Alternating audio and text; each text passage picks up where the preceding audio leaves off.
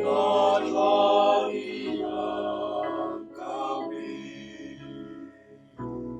Tak habis-habisnya kasih dan rahmat-Mu,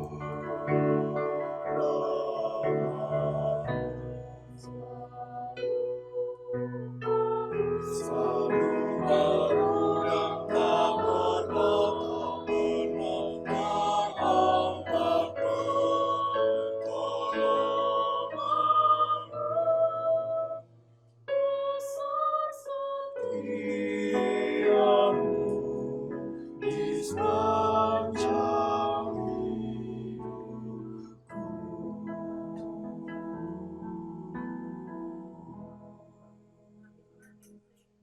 Pemirsa TVRI dimanapun Anda berada, berjumpa kembali dengan kami, Romo Agustinus Giman dalam Mimbar Agama Katolik. Salam berkat Tuhan untuk Anda semua. Semoga Anda semua senantiasa sehat walafiat. Para pemirsa TVRI dimanapun Anda berada, pada Mimbar Agama Katolik kali ini, kita akan bersama-sama merenungkan tema menggarami masyarakat melalui pendidikan. Para pemirsa, hadir di tengah-tengah kita dua orang narasumber, yakni Bapak Herman Sunu Endrianto dan Suster Marcella HK. Mereka berdua adalah narasumber yang berkompeten.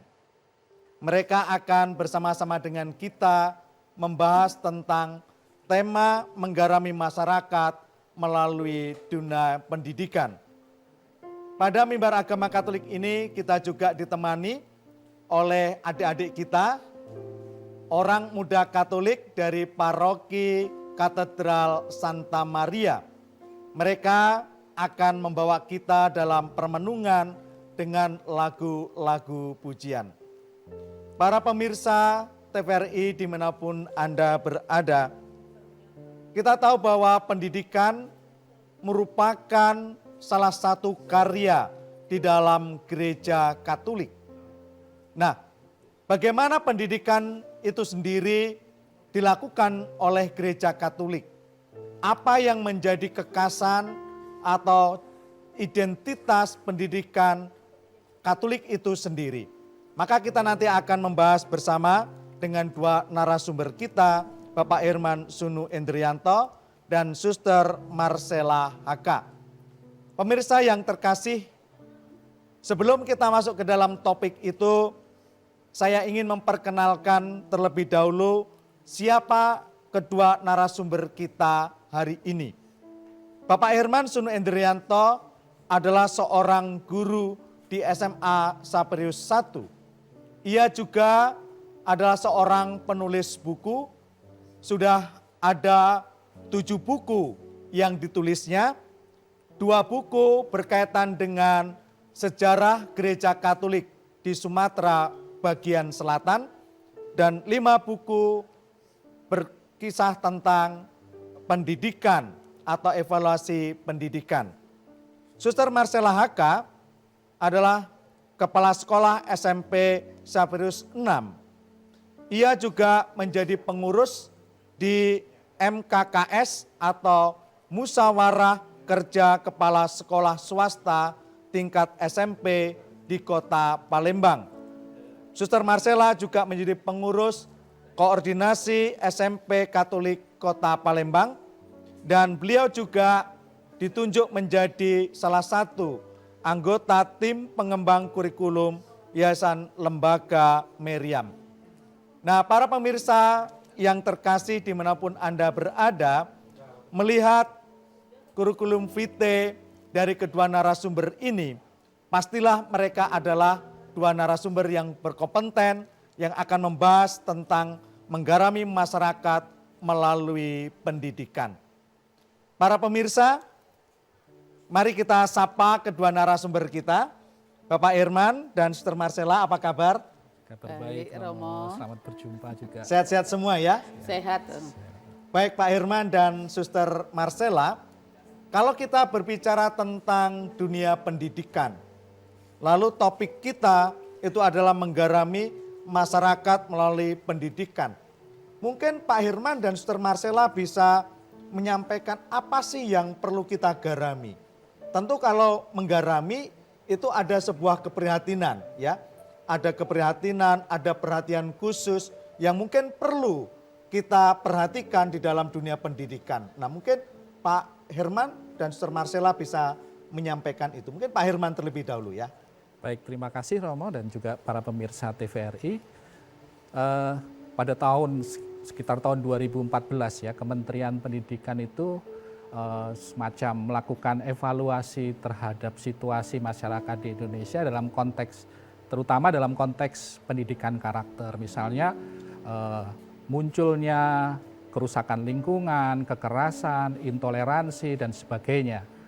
Nah, sebenarnya gereja juga sudah memberikan perhatian secara khusus sejak lama agar sekolah-sekolah Katolik itu memperhatikan keragaman, satu. Lalu yang kedua adalah bagaimana sekolah-sekolah Katolik itu juga dalam pendidikannya harus merupakan pendidikan yang menyeluruh. Jadi tidak hanya sekedar pengetahuan, keterampilannya, tetapi juga budi pekerti, karakter, ataupun juga sisi afeksinya. Nah inilah yang kemudian akan dilihat juga dari para alumninya atau anak-anak yang sekolah dan kemudian lulus, sehingga mereka akan terlihat di masyarakat, oh ini produk dari sekolah-sekolah Katolik. Saya kira itu yang bisa saya berikan. Baik Pak Herman, nah mungkin Suster Marcella bisa menambahi kira-kira apa sih yang perlu digarami itu? Saya kira sebagaimana katakan Pak Herman Romo bahwa pada tahun 2014 bahwa Kemendikbud ya waktu itu masih Kemendikbud itu melalui sekolah-sekolah itu mengimplementasikan apa yang menjadi nawacita Bapak Jokowi waktu itu dengan pendidikan penguatan karakter, juga atas keprihatinan yang dikatakan oleh Bapak Sunu tadi bahwa dari situ sekolah-sekolah dihimbau untuk bagaimana supaya keprihatinan rasa nasionalisme itu juga berkurang. Lalu integritas itu berkurang, gotong royong, kepedulian itu ditumbuhkan di sekolah-sekolah. Dan itu menjadi identitas sekolah sehingga keprihatinan-keprihatinan tadi yang dikatakan Pak Sunu itu bisa teratasi. Oke, baik pemirsa yang terkasih, rupanya pendidikan Katolik itu mau menjawab tentang keprihatinan yang ada di masyarakat. Nah dalam konteks di masyarakat kita atau di negara kita, seperti tadi yang sudah disampaikan oleh para narasumber, rupanya ada keprihatinan berkaitan dengan kekerasan, intoleransi, ya, lalu juga mulai lunturnya nilai-nilai yang menjadi ciri khas masyarakat kita, misalnya adalah gotong royong dan juga nasionalisme.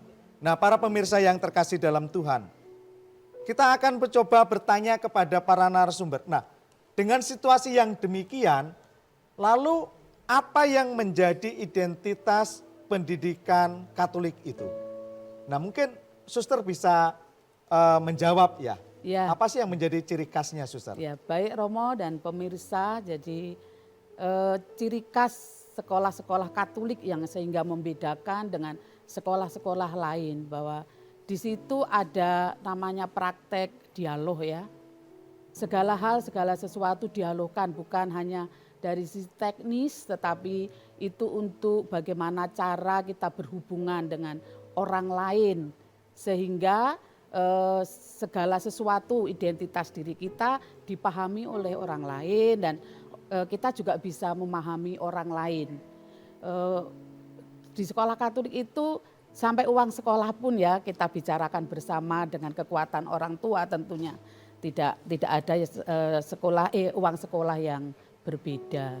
Mungkin dari saya itu Romo juga tadi yang katakan Pak Sunu di depan tadi bahwa ada keberagaman saya kira itu. Terima kasih Romo. Baik Suster, Ini dari sisi praktisnya ya, bahwa ada dialog ya berkaitan dengan pendidikan di sekolah Katolik. Mungkin Pak Herman bisa memberikan sedikit wawasan kepada para pemirsa berkaitan dengan bagaimana sebenarnya tuntunan atau dokumen gereja yang mengarahkan bagaimana harus pendidikan Katolik itu harus menjadi ciri khas gitu. Baik, terima kasih Romo. Yang pertama adalah dasar dari sekolah Katolik itu adalah harus diresapi dengan nilai-nilai cinta kasih sesuai dengan ajaran gereja gitu ya. Itu satu. Yang kedua adalah sekolah Katolik itu bukan hanya sekedar sebuah lembaga, tetapi gereja menggariskan bahwa sekolah itu adalah komunitas. Jadi komunitas pendidikan antara guru, siswa, dan orang tua, karena 3 komponen itu yang terlibat. Dan yang berikutnya saya juga memperkuat apa yang dikatakan oleh suster tadi, bahwa semua siswa sekolah Katolik itu juga atau sekolah Katolik itu menerima dari berbagai siswa. Jadi faktor keragaman itu juga diperhatikan sejak lama. Baik itu dari sisi budaya, sosial, ekonomi, termasuk juga agamanya. Nah, itu yang bisa saya berikan gambaran tentang bagaimana prinsip-prinsip di dalam sekolah Katolik. Selain mungkin juga berkaitan dengan tata kelola dan sebagainya. Saya kira itu, Romo. Baik, pemirsa dimanapun Anda berada, cukup menarik ya bahwa temanya, tema kita pada hari ini menggarami masyarakat melalui pendidikan, itu rupanya diwujudkan di dalam dunia pendidikan dengan prinsip-prinsip dialog, lalu keberagaman, dan juga membentuk karakter dari anak didik. Itu yang tadi sudah disampaikan oleh para narasumber kita. Nah, para pemirsa, kita akan coba mengulik lebih ke dalam lagi. Sebenarnya prinsip-prinsip apa yang diterapkan dalam sekolah Katolik untuk bisa mewujudkan itu? Mungkin Pak Herman bisa menjawab. Baik, di dalam proses dialog dan tadi ada yang saya sebut dengan dasar cinta kasih, bahwa memang siswa itu diperhatikan secara individual, kalau istilahnya itu cura personalis ya. Jadi keragaman siswa itu diperhatikan latar belakangnya, budayanya, termasuk mungkin kelebihan dan bagaimana para guru juga menyapa supaya siswa itu juga kekurangannya bisa disempurnakan. Lalu kemudian di dalam proses dialog itu adalah bagaimana bukan dialog hanya sekedar berkata-kata atau berucap, tetapi bagaimana berinteraksi di dalam proses pembelajaran, proses pendidikan di sekolah Katolik itu, sehingga saling mengenal antara siswa dengan siswa yang lain, gurunya juga kenal dengan orang tuanya dan mengenal masing-masing kepribadian, karena di sana kepribadian siswa itu pasti pribadi yang unik dengan kelebihan dan kekurangannya. Oke, baik Pak Herman. Nah, para pemirsa, kita akan break sebentar, kita akan mendengarkan pesan-pesan berikut ini, dan nanti kita akan lanjut lagi pembahasan tema kita menggarami masyarakat melalui dunia pendidikan. Pengampunan yang Kau beri, pulihkanku.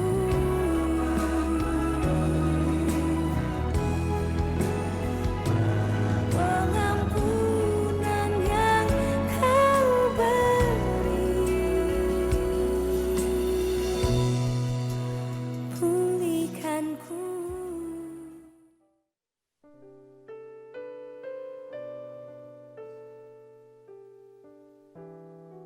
Para pemirsa dimanapun Anda berada, kita akan memperdalam lebih lanjut lagi tema menggarami masyarakat melalui pendidikan. Tadi Bapak Herman, narasumber kita, sudah menyampaikan bahwa prinsip-prinsip di dalam dunia pendidikan Katolik itu adalah dengan dialog dan juga menghargai keberagaman. Dan itulah yang menjadi prinsip-prinsip di dalam pendidikan Katolik. Selain itu, pendidikan Katolik juga harus diwarnai atau dijiwai dengan cinta kasih. Nah, baik pemirsa, kita akan coba bertanya kepada Suster Marcella.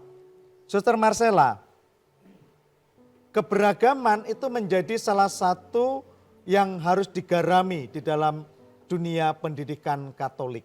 Nah, mungkin Suster bisa men-sharingkan pengalaman bagaimana keberagaman itu menjadi salah satu hal yang menjadi salah satu perhatian di dalam dunia pendidikan Katolik. Mungkin Suster bisa men-sharingkan pengalaman. Baik Romo, terima kasih para pemirsa. Jadi di sini memang saya kira pentingnya pendidikan karakter ya, untuk bisa apa yang disampaikan Romo tadi. Seperti contohnya mungkin di sekolah kami, dalam rangka itu kami memberikan pendidikan nilai CHYBK.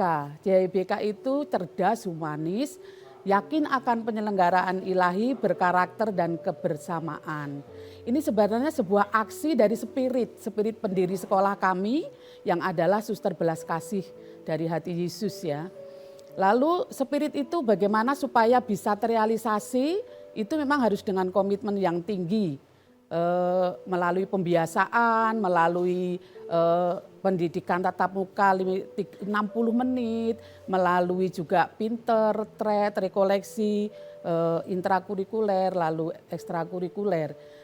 Apa yang mau disasar atau profil yang mau dibentuk dalam pendidikan karakter ini untuk tadi meretas tadi ya, kesulitan tadi bahwa yang mau disasar atau menjadi profil ya, profil murid dari sekolah kami itu harus ber-CHYBK.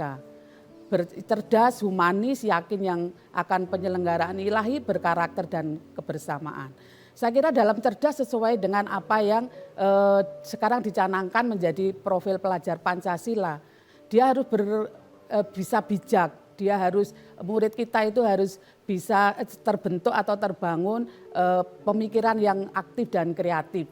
Humanis itu sampai pada bagaimana dia bisa memanajemen diri, memanajemen hubungan atau relasi dalam kesadaran diri, sampai pada bagaimana dia berempati, punya kepedulian terhadap temannya yang KLMTD tadi ya, yang misalnya lemah, miskin, tersingkir, difabel, yang dalam keberbedaan itu. Lalu dari sisi penyelenggaraan ilahi bagaimana anak-anak atau murid-murid itu diajak atau dibangun karakternya bagaimana, siapa sih posisi dirinya di hadapan Allah dan sesama. Akhirnya dia bersyukur, bisa memaknai hidup peristiwa setiap harinya. Itu Romo. Lalu berikutnya lagi bahwa dari berkarakter tadi jelas-jelas kita membangun anak-anak untuk bisa disiplin, jujur ya. Dia bisa juga punyai tanggung jawab. Lalu untuk kebersamaan dia menyaudara.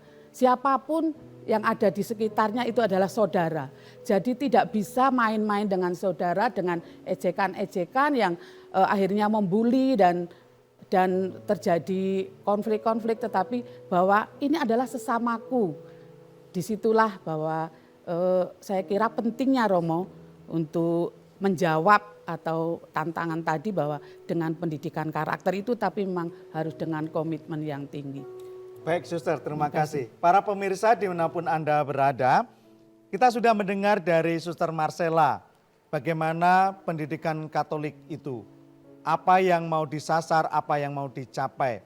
Rupanya pendidikan Katolik tidak hanya mau mendidik manusia yang cerdas dalam arti intelektual, tetapi juga menjadi orang yang memiliki karakter berkepribadian yang baik. Yang tadi juga sudah disampaikan oleh Suster Marcella. Salah satunya adalah pribadi yang menghargai perbedaan. Entah itu perbedaan budaya, entah itu perbedaan kepribadian, entah itu perbedaan secara sosial ekonomi. Nah, Suster dan Pak Herman, kita kalau berbicara tentang pendidikan tentu tidak lepas dari yang namanya pendidik atau guru. Nah, kita sudah berbicara tentang prinsip pendidikan di dalam pendidikan Katolik. Lalu kita berbicara tujuannya membentuk peserta didik yang seperti ini, yang memiliki karakter, yang dijiwai oleh cinta kasih, yang menghargai keberagaman. Nah sekarang pertanyaannya adalah bagaimana dengan para gurunya? Nah ini kan menjadi semakin menarik ya kalau kita berdiskusi tentang dunia pendidikan. Nah kebetulan Pak Herman ini adalah seorang guru di SMA Sabarius 1. Nah bagaimana Pak Herman menghayati, menghidupi prinsip-prinsip pendidikan ini sebagai seorang guru dan mempraktekannya di dalam dunia pendidikan. Mungkin Pak Herman bisa men-sharingkan. Baik, terima kasih Romo. Jadi memang tugas guru itu sangat berat gitu ya.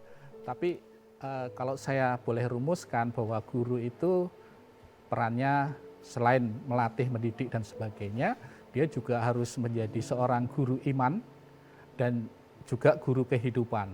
Jadi guru iman itu menjadi sebuah contoh. Intinya adalah keteladanan. Jadi contoh bagaimana beriman secara benar gitu ya.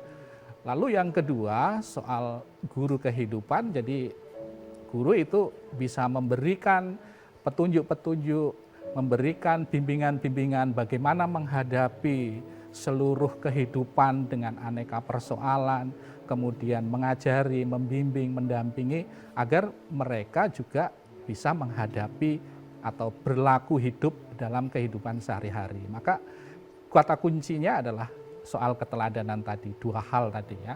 Ini yang harus menjadi pegangan dalam pandangan saya. Saya kira itu Romo. Baik, terima kasih Pak Herman. Ini menarik ya, ada istilah bahwa guru iman dan guru kehidupan.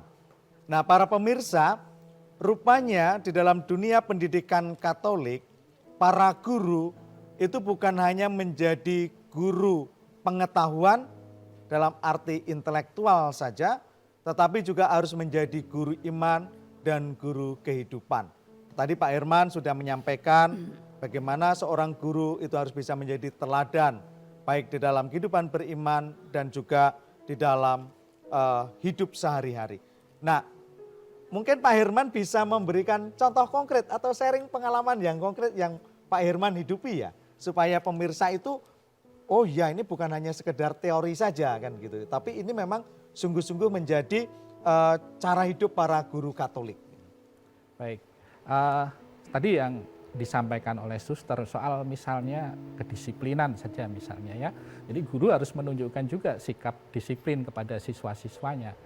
Lalu soal kejujuran, kemudian hidup di tengah masyarakat, kalau misalnya itu adalah seorang guru Katolik ya, dia harus betul-betul menghidupi atau tinggal di dalam masyarakat, berkegiatan, beraktivitas, dan tidak lupa dia harus memiliki adalah atau mencontohkan bagaimana dia juga menunjukkan misalnya nilai-nilai nasionalisme dan sebagainya dengan cara-cara yang benar ya. Itu. Kemudian juga kalau berkaitan dengan pengetahuan, misalnya soal literasi dan sebagainya ya guru juga harus menampilkan itu. Jadi siswa juga akan melihat, oh saya gurunya seperti ini, maka saya juga akan mencontoh yang benar, yang baik. Sehingga kemudian guru juga menjadi pedoman, patokan bagi para siswanya untuk berlaku baik tadi. Sehingga terbentuklah, itulah tadi yang disebut dengan pembiasaan-pembiasaan tadi. Maka di situ peran guru, dia harus mengajarkan hal-hal yang baik, mencontohkan terutama itu. Jadi para pemirsa, bahwa para guru itu tidak hanya berada di depan kelas atau di hadapan para murid ketika sedang mengajar. Tetapi juga para guru harus menjadi guru di dalam kehidupan sehari-hari. Nah Bapak Herman tadi sudah memberikan contoh-contoh, tentu menjadi guru kehidupan berarti para guru itu juga harus hadir, harus terlibat di dalam kehidupan masyarakat sekitarnya. Sebagai guru iman tentu para guru juga harus menjadi orang yang bisa menjadi teladan bagaimana menjadi seorang beriman yang baik tentu di dalam kehidupan menggereja, aktif dalam kehidupan menggereja, dan juga mendorong para peserta didik untuk juga aktif di dalam kehidupan beriman menurut agama dan kepercayaannya masing-masing. Nah, Suster dan Pak Herman, tadi juga salah satu yang disebutkan di dalam prinsip tadi, ya, prinsip dalam pendidikan Katolik itu pendidikan Katolik mau menciptakan sekolah bukan sebagai sebuah institusi, tetapi sebagai sebuah komunitas. Nah, ini pemikiran yang menurut saya sangat menarik sekali. Nah, mungkin Suster atau Pak Herman bisa menjelaskan kepada kami para pemirsa, apa sih maksudnya institusi, lalu apa maksudnya itu komunitas. Mengapa kok sekolah Katolik itu harus bercirikan sebagai sebuah komunitas tetapi bukan sebagai sebuah institusi. Nah, silakan, ini Suster Marcella atau Pak Herman terlebih dahulu yang akan menjawab ini. Saya dulu Romo. Oke, baik, silakan Suster. Jadi baik Romo, jadi bagaimana pertanyaan Romo tadi bahwa sekolah Katolik itu bukan hanya sekedar institusi tetapi komunitas. Mengapa? Karena memang di dalamnya itu terdiri dari beberapa ya, ada murid, ada guru, ada orang tua, ada juga tenaga non kependidikan di situ. Ini semua adalah satu keluarga, satu komunitas. Makanya di situ perlu tadi dikatakan bahwa salah satu ciri komunitasnya ya berdialog, segala hal sesuatu dibicarakan, dikomunikasikan, diupayakan secara bersama. Segala hal juga menjadi program-program sekolah dikomunikasikan dengan orang tua. Gimana pun orang tua adalah di situ sebagai anggota komunitas. Nah, di situ Romo, kenapa sekolah tidak hanya sekedar teknis atau institusi, karena institusi itu hanya terkait dengan hukum-hukum, dengan peraturan, dengan undang-undang, tetapi kalau itu sebuah komunitas adalah memang ada dialog kehidupan di situ, segala sesuatu, ada interaksi antara anggota komunitas, baik anak, guru, orang tua, lalu kepala sekolah, mungkin juga tenaga kependidikan yang lain. Saya kira itu mungkin Pak Herman bisa melengkapi. Oke, Pak Herman mungkin bisa menambahkan. Baik, Romo, terima kasih. Jadi gereja sebenarnya mengajak untuk menggeser bahwa sekolah bukan hanya sekedar institusi ya. Jadi memang sekolah Katolik harus taat dengan segala regulasi atau hukum atau peraturan di dalam bidang kependidikan. Tetapi juga yang lebih ditekankan adalah bahwa di dalam sekolah itu sebagai komunitas ada pribadi-pribadi tadi. Ada guru sebagai seorang pribadi manusia, siswa juga sebagai pribadi manusia, dan orang tua yang terlibat di dalamnya juga sebagai pribadi. Maka yang diharapkan di situ adalah semangat persatuan antara pribadi-pribadi tadi. Baik Pak Herman, ya, kita akan memperdalam lagi nanti pada segmen berikutnya, dan para pemirsa di rumah dimanapun Anda berada, kita akan break sebentar, istirahat sebentar untuk mendengar pesan-pesan berikut ini, dan nanti kita akan lanjutkan pembahasan topik kita. Pengampunan yang kau beri, pulihkanku.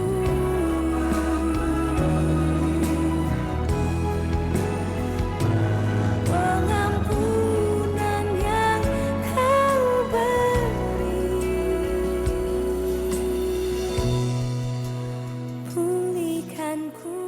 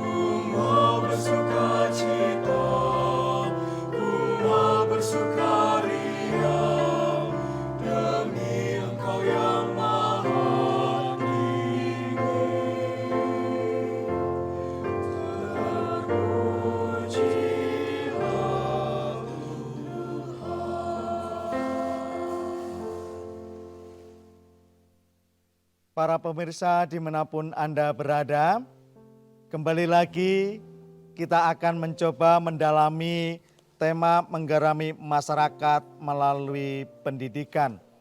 Tadi Bapak Herman dan Suster Marcella sudah menyampaikan kepada kita berkaitan dengan bagaimana sekolah itu menjadi sebuah komunitas, tetapi bukan hanya sekedar institusi. Baik Bapak Herman, tadi Bapak Herman sudah menjelaskan tentang sekolah itu sebagai komunitas. Nah, mungkin Pak Herman masih mau menambahkan penjelasannya tentang sekolah itu sebagai komunitas mungkin ya. Saya sampaikan ada pribadi-pribadi di antara para orang-orang yang terlibat di dalam pendidikan tadi, sehingga di sana terjalin rasa kebersamaan, rasa kesatuan untuk saling mendampingi sehingga siswa itu memang berkembang secara utuh ya. Itu yang bisa saya tambahkan dalam kesempatan ini.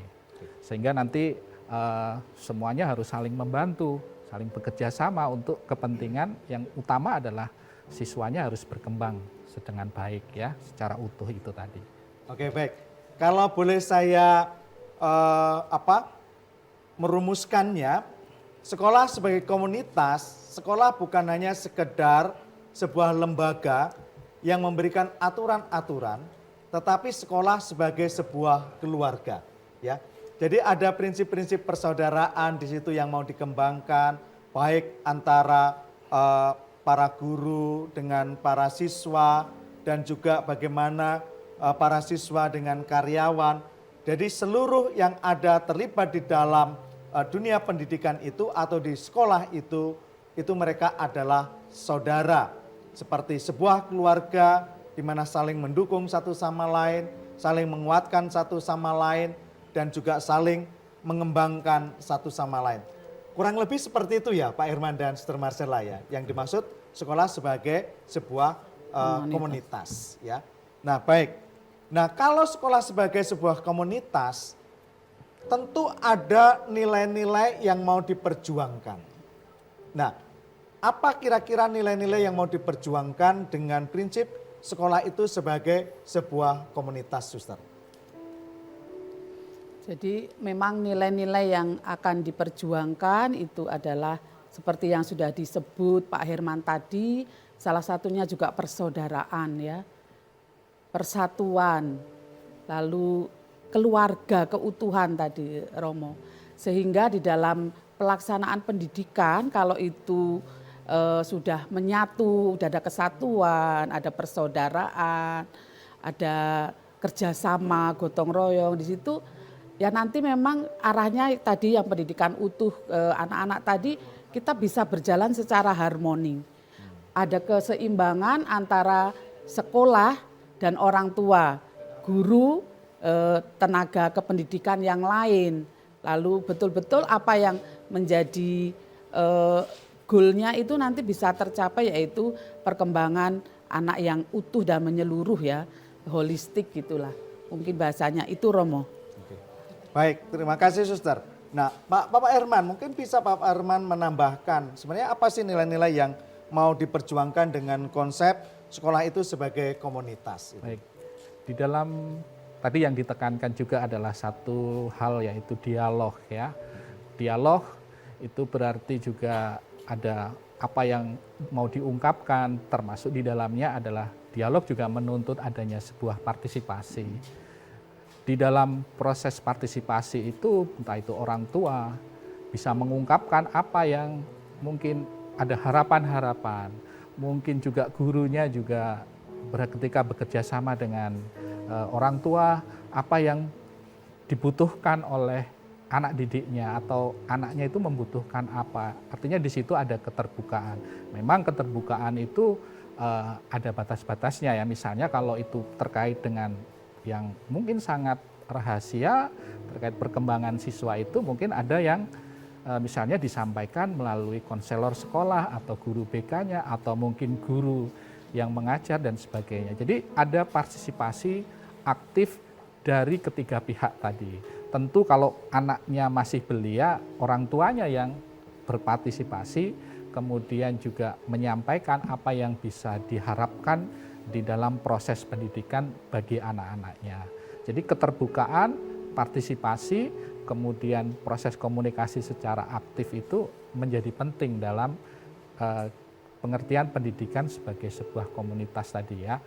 Selain mungkin juga soal pengelolaan dan sebagainya, juga sekarang misalnya ada komite sekolah, itu adalah wujud dari keterlibatan orang tua secara aktif di dalam sekolah ya. Dan itu diwadahi oleh sekolah Katolik juga dan diberi perhatian sejak lama itu. Oke, baik, terima kasih Pak Herman dan Suster Marcella. Artinya sekolah sebagai komunitas yang mau diperjuangkan di sana itu adalah keterbukaan, lalu partisipasi aktif, lalu juga orang menghargai keberagaman. Dan tentu ada prinsip dasar untuk mencapai semua itu adalah dialog. Nah, inilah yang menjadi kekasan di dalam dunia pendidikan Katolik. Dan inilah juga yang akan diwartakan atau diberikan oleh pendidikan Katolik untuk mewarnai kehidupan bermasyarakat kita. Kurang lebih begitu ya Pak Herman dan Suster Marcella ya. Berkaitan dengan sekolah Katolik itu sebagai sebuah komunitas.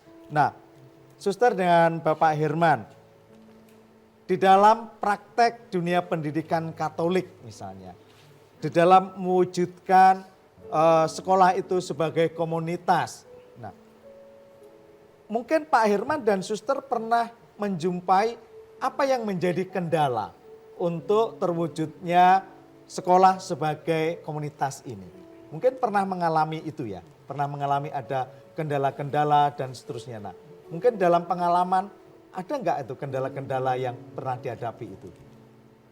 Baik Romo, jadi kendala yang saya jumpai itu misalnya soal komunikasi ya. Soal komunikasi entah itu dari pihak-pihak yang ada di dalam sekolah itu, mungkin pimpinannya, mungkin gurunya atau orang tuanya. Mungkin juga siswanya mengalami kesulitan itu. Jadi di dalam proses komunikasi itu juga harus muncul satu kesadaran bahwa yang menjadi pusat perhatian adalah kepentingan dari siswa, itu yang utama. Dan di dalam proses komunikasi itu juga harus mengandaikan adanya suatu keterbukaan. Ya. Dan kalaupun misalnya tidak ada keterbukaan, ya diajak untuk disapa atau diajak untuk kemudian menjadi lebih terbuka, diajak untuk misalnya didatangi atau dikunjungi atau mungkin juga disapa dengan secara personal sehingga kemudian ada informasi-informasi yang mungkin juga bisa digali, mungkin juga ada kekurangan-kekurangan yang bisa diperbaiki sehingga itu menjadi satu umpan balik ya, baik itu sekolahnya sendiri maupun juga untuk siswanya. Jadi ini proses komunikasi ini yang seringkali menjadi kendala ya itu. Dan ini juga terkait misalnya soal pengelolaan dan sebagainya, itu komunikasi ini menjadi satu hal yang penting dan saya sering menjumpai itu kendalanya semacam itu. Jadi kendalanya itu adalah komunikasi Pak ya. Nah baik Suster, mungkin Suster punya pengalaman yang berbeda ya. Apa kendala apa yang pernah dijumpai di sekolah untuk mewujudkan sekolah sebagai komunitas itu? Nah yang kadang-kadang memang di dalam komunikasi itu Romo tidak mencapai kesepahaman. Lalu bisa juga datang dari bagaimana guru memanajemen diri ya dalam berkomunikasi. Jadi memang betul-betul harus dipersiapkan dengan sungguh sangat seksama untuk guru-guru mampu berkomunikasi menyampaikan hal-hal yang terkait dengan peserta didiknya. Kadang-kadang ada slang, ada tidak kesepahaman, lalu guru mungkin juga tidak belum punya keahlian untuk berkomunikasi dan itu kadang-kadang akhirnya tidak tersampaikan apa yang menjadi keinginan dari sekolah. Lalu ada juga anak yang antara bicara dengan ibu guru dan keluarga orang tua itu berbeda nih. Cara-cara yang Saya kira kadang-kadang kendala itu cara-caranya Romo, cara-cara di dalam kita berkomunikasi, dalam kita berinteraksi itu baik dengan anak dan orang tua, dengan pihak juga sekolah, intern sekolah itu yang seringkali perlu betul manajemen yang baik, yang memang harus dipersiapkan dengan baik. Untuk itu sekolah itu memang perlu bahwa bagaimana juga mengajari, bukan mengajari ya, membangun guru untuk terus punya kemampuan, punya skill untuk berinteraksi. Oke, baik Suster. Nanti kita akan lanjutkan lagi Suster ya, penjelasan lebih jauh tentang bagaimana membentuk guru-guru untuk memiliki skill. Baik para pemirsa dimanapun Anda berada, kita akan break sebentar untuk mendengarkan pesan-pesan berikut ini. Pengampunan yang Kau beri, pulihkanku.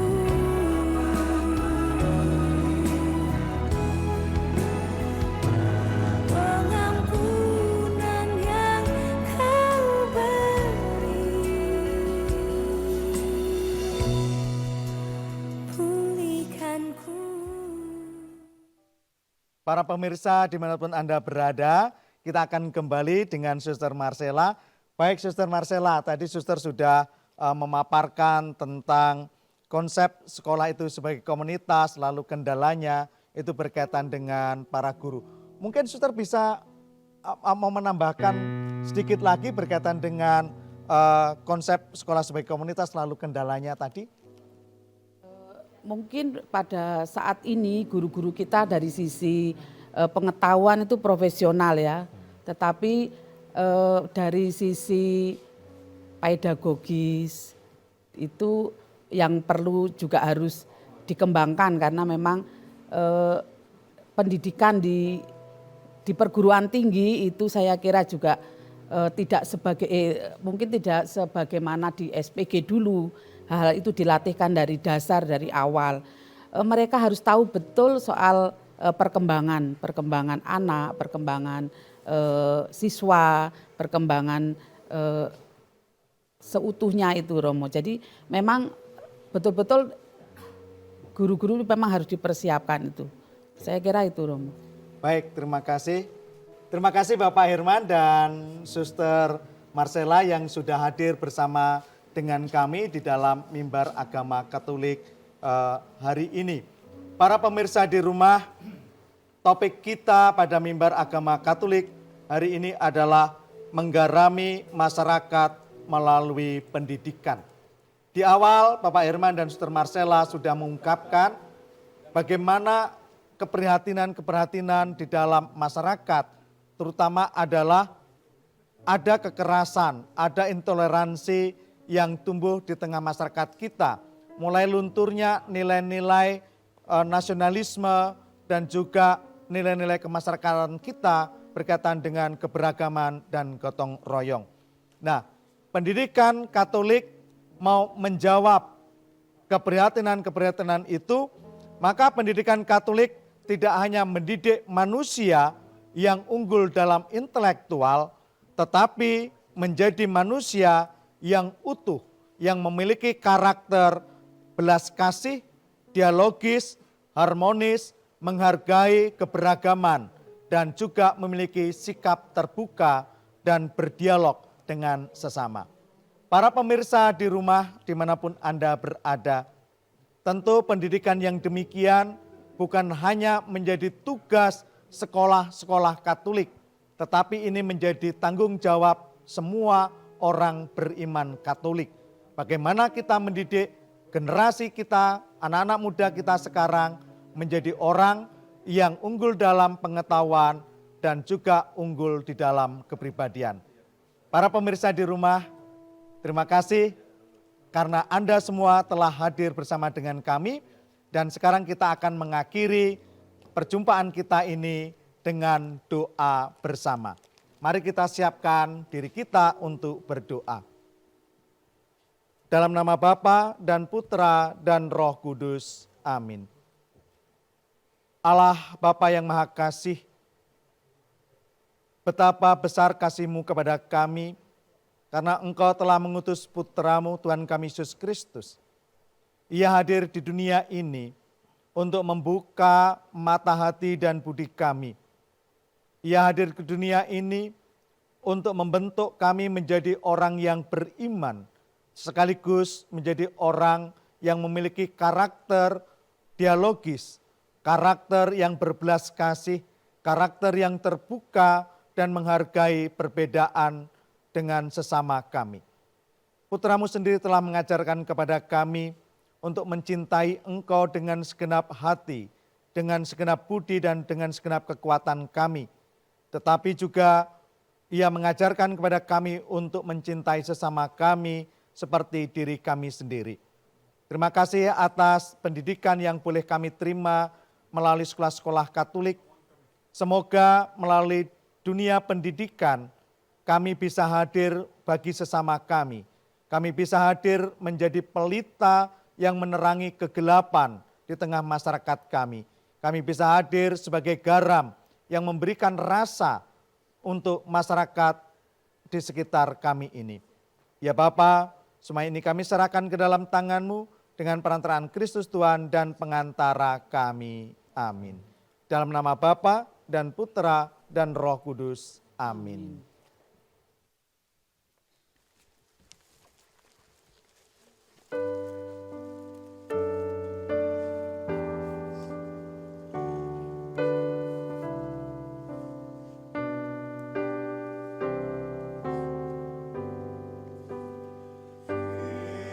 Firman-Mu berita bagi kakiku, terang bagi jalanku. Firman-Mu berita bagi kakiku, terang bagi jalanku. Waktu ku bimbang dan hilang jalanku, tetaplah Kau di sisiku. Dan takkan ku takut asal Kau di dekatku, besertaku selamanya.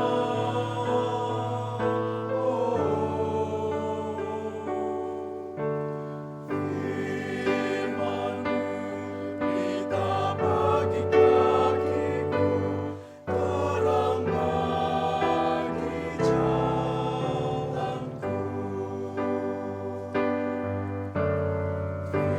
Firman-Mu berita bagi kakiku, terang bagi jalanku.